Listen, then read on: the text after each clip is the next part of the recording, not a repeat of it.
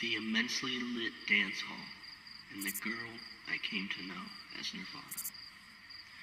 Her movements were similar to an art house picture, 16mm frolics that spelled disaster in the pirouette. I read too deeply into the graceful expressions of free will, hoping lies would fizzle out with every step.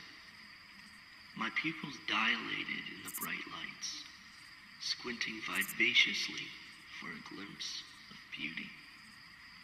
She paid no attention to the routine and later got scolded for her tangent.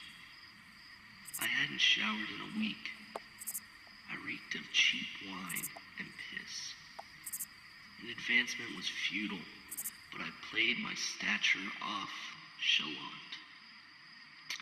I couldn't help my body language from screaming, "Love me, love me."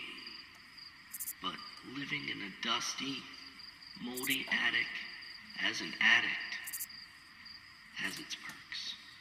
But this wasn't one of them. We made eye contact as she swirled endlessly into happiness.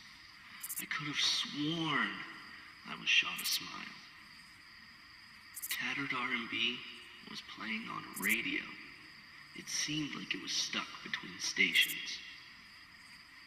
The static was more inviting than an advance of attractive reasoning. But there was only about 5 other people in the room.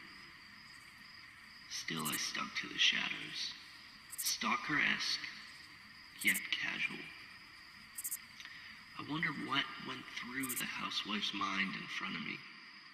My breath was stained with regrets and 14 hours worth of shame. She was probably mortified. I, nonetheless, tried to ignore her squeamish jitters and recited Ginsberg under my breath to maintain focus. My fists were clenched. My heart rate was staggering. My blood pressure was rising. The torn conscience was confiding in meaningless dribble. "Nirvana!" I screamed, and the room mimicked crickets. It seemed like every bright light in about a 5-mile vicinity was illuminating my stature. Still, the tattered R&B was the only thing making the ambience in the room faintly bearable. Then I raised my eyes from the floor, slowly lifting my head 1.25 centimeters a second. I welled up, clammed up, stood up, and summed up my actions in one word: love. As I arose, I shot one last glance in the direction of my infatuation. She was giggling playfully with a hand in front of her mouth, and when I looked into her eyes, I knew she was laughing with me, not at me.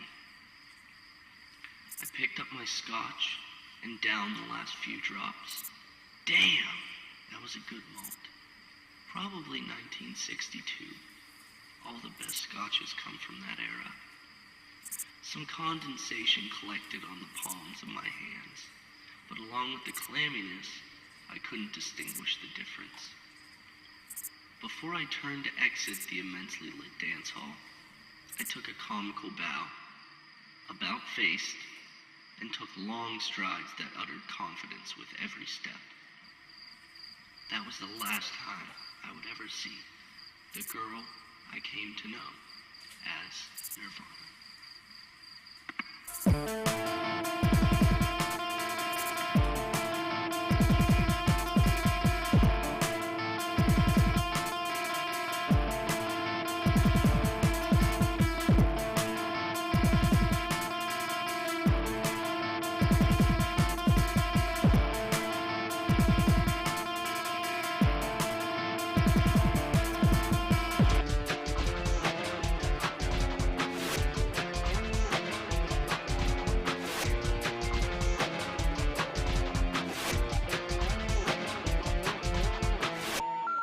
The number you have dialed has been tuned. The new number is... Please note, the new number is...